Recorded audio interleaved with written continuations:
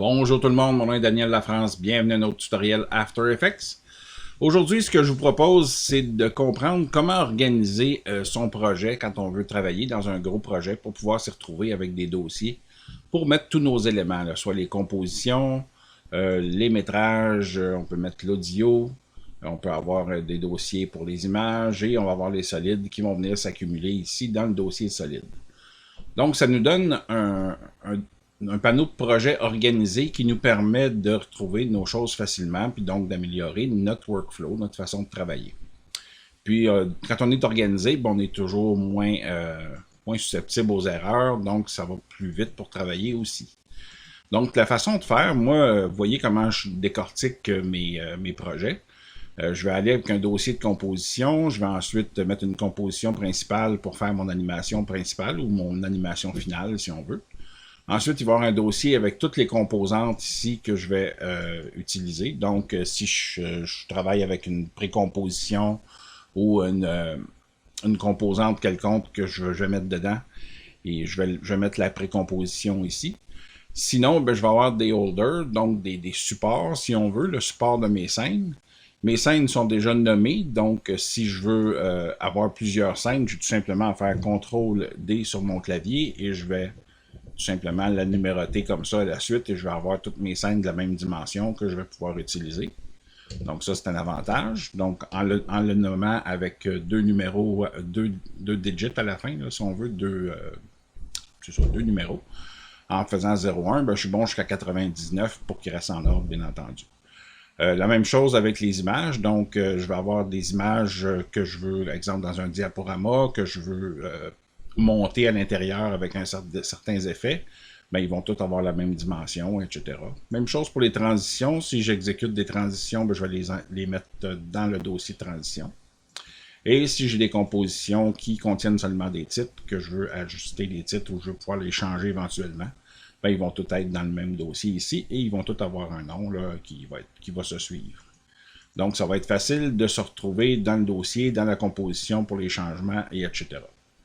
Même chose pour le dossier des métrages. Le dossier des métrages, on a ici les métrages principaux.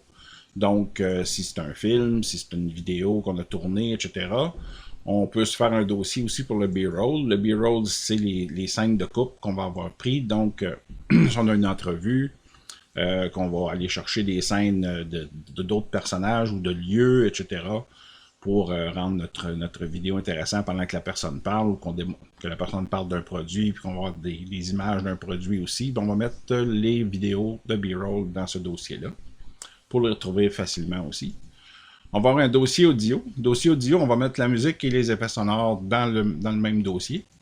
Et on va séparer la narration, s'il y a une narration qui est faite sur le projet, dans ce dossier-là, pour que ce soit facile à trouver aussi. Ou s'il y a plusieurs versions de narration, ben, elles vont toutes être là à ce moment-là. Dossier image, excusez, j'ai de la misère avec ma souris, là. Dossier image, on va avoir les fichiers Photoshop, les fichiers vectoriels, donc les fichiers Illustrator aussi, et les photos que je vais avoir été chercher, tous les modèles de photos vont être là-dedans. On pourrait séparer les photos en JPEG, PNG, etc. avec alpha, sans alpha. Mais ça devient m'amener un peu trop d'organisation. Donc, mais de tout retrouver nos photos au même endroit, les images vectorielles, donc les logos de clients, etc. ou les Photoshop s'il y en a, ben, ça va être l'endroit pour les stocker. Et ensuite, le dossier des solides, ben lui, chaque fois qu'on va créer un solide, ils vont venir s'accumuler là-dedans. Donc, on va pouvoir les retrouver, les réutiliser ou tout simplement les cacher quand ils sont là. Donc, ça nous permet d'avoir un dossier organisé. Si on regarde ici combien j'ai de dossiers de montée, de composition, etc. Donc, dans un projet, je trouvais que je dépensais énormément de temps à juste seulement monter ma structure de mon projet pour pouvoir me retrouver facilement. En regardant une vidéo sur un de mes abonnements que j'ai de ukramedia.com, il y a plusieurs vidéos. Si vous comprenez l'anglais, c'est merveilleux. Sinon, ben, je pourrais peut-être essayer d'en traduire quelques-uns là, qui sont très intéressants. C'est un paquet de trucs puis d'idées qu'il y a sur After Effects qu'on peut savoir ou ne pas savoir. Donc, il y a des choses là-dedans qui sont intéressantes, dont celle-ci.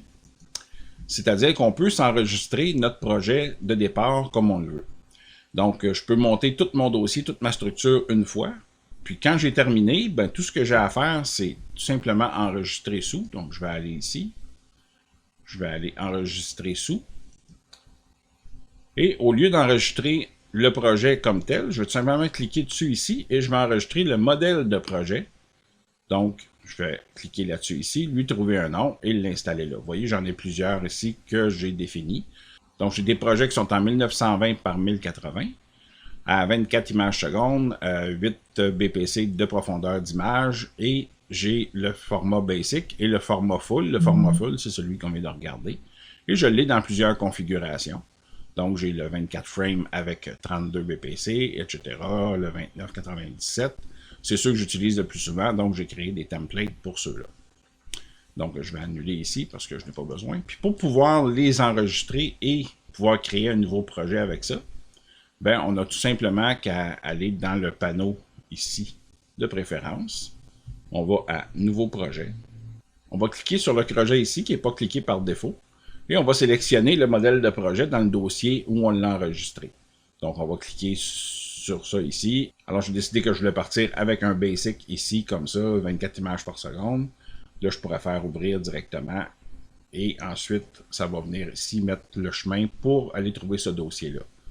Je peux renommer en même temps le dossier des solides. Donc, si je sais que mon projet contient 4 dossiers principaux, ben, je vais appeler le dossier 05 ici pour qu'il reste en ordre. Sinon, ils vont se placer en ordre alphabétique. Puis comme je les voulais dans l'ordre que je voulais, ben, j'ai nommé tout simplement avec un chiffre au départ pour qu'il soit incrémentiel, là, pour avoir un ordre qui se suit. Donc, on peut le renommer ici ou on peut tout simplement le renommer en cliquant dessus dans le projet ici. Puis si on le renomme, ben, on va tout simplement nous demander est-ce qu'on veut utiliser vraiment ce dossier-là, etc. J'ai réalisé avec ma souris qui fonctionne mal que quand on veut importer des images ou des films dans notre projet ou tout simplement un fichier, on fait clic droit, importation et fichier. Voilà. Mais on peut aussi juste double-cliquer dans le panneau de projet et on va avoir la même fenêtre qui va ouvrir. Donc c'est plus rapide, on va sauver une étape. On améliore encore notre workflow. Donc, c'est assez intéressant de pouvoir le faire. Puis vous allez voir, là, je vais tout simplement pas sauvegarder ce projet-là, parce que j'en ai pas vraiment besoin. Mais si je veux ouvrir un nouveau projet ici, ben, je vais ouvrir un nouveau projet comme ça. On n'enregistrera pas celui-là. Et mon nouveau projet va s'ouvrir dans la configuration que je l'ai demandé. Donc, avec ma composition principale. Puis ici, j'ai aucun dossier. C'est mon template de base. Donc, quand je fais une animation de logo ou tout simplement une courte animation pour un client, j'ai besoin de seulement séparer les métrages, l'audio, les images, etc. Quand j'ai un projet plus volumineux où il y a beaucoup de matériel, ben, je vais utiliser le projet qui est tout simplement, là, je vais ouvrir un nouveau projet ici et je vais tout simplement ne pas l'enregistrer et aller ouvrir le full si je le veux en 24 images secondes, si je le veux en 29 images secondes à 8 bits de profondeur de couleur, ben je vais tout simplement cliquer dessus ici. Je vais avoir mon projet à 8 bits. Et tout ce que je vais avoir mis comme paramètre avant de le sauvegarder va se retrouver là. Donc, c'est beaucoup plus rapide pour démarrer un projet. On peut partir dans le temps de le dire et faire un travail assez extraordinaire. Donc, ça va être tout pour moi aujourd'hui. Je n'ai pas le temps de faire une vidéo plus longue que celle-là. Donc, je vous donne un petit truc là, qui peut aider à améliorer votre workflow. Cette semaine, pour la deuxième fois dans le mois, j'ai été obligé de remonter mon ordinateur, c'est-à-dire de repartir de zéro mon disque dur C, parce que Windows avait un problème avec After Effects. Donc là, tout est réglé. Puis, j'ai découvert aussi, en voulant me faire une sauvegarde, parce que c'est très long faire tout ce qu'on a à faire pour replacer. Ça prend 2 jours là, pour tout remettre comme on l'avait avant. J'ai découvert sur Internet ce backupper-là qui est gratuit. C'est assez extraordinaire. Il fonctionne super bien. On fait une image de la sauvegarde. Si vous avez un ordinateur moindrement performant avec un SSD comme le mien, ça me prend à peu près 40 minutes de faire un backup de mon installation complète. Donc, quand toute l'installation est remise à neuf, remise à niveau, avec tous les logiciels installés, tous les paramètres installés, etc., vous faites une image. Puis si jamais il y a un problème, vous faites simplement effacer votre disque, puis vous remettez votre image. Ça prend 1 heure, 1 heure et demie, là. C'est-à-dire réinstaller Windows, télécharger le logiciel et réinstaller l'image. Puis on est déjà prêt à repartir où on était pour travailler encore une fois. Donc on ne craint plus de grosses pannes, à moins que ce soit une panne physique de l'ordinateur. Mais quand c'est une panne logicielle ou un fichiers corrompus qui bousillent le travail de Windows, ben on peut se repartir à neuf dans le temps de le dire. J'aurais aimé ça le trouver la première fois, mais je l'ai trouvé la deuxième fois. Donc maintenant, il n'y aura plus de pannes qui vont m'empêcher de travailler. Donc c'est tout pour moi aujourd'hui. Je vais vous mettre le lien de Backupper et de Ukramedia dans la description si vous voulez aller écouter, là, même si votre anglais n'est pas parfait.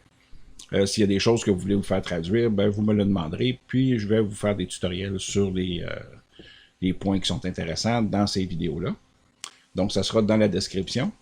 Si vous avez apprécié la vidéo, ben faites-moi un pouce en l'air, ça me fait toujours plaisir et c'est excellent pour la notoriété de ma chaîne. Si vous avez adoré la vidéo, partagez-la avec le plus de gens possible pour partager ces connaissances-là avec la communauté. Et si vous n'êtes pas abonné à ma chaîne, ben abonnez-vous maintenant pour rien manquer de ce qui va suivre. Et je vous souhaite une excellente semaine, puis je vous dis à la semaine prochaine.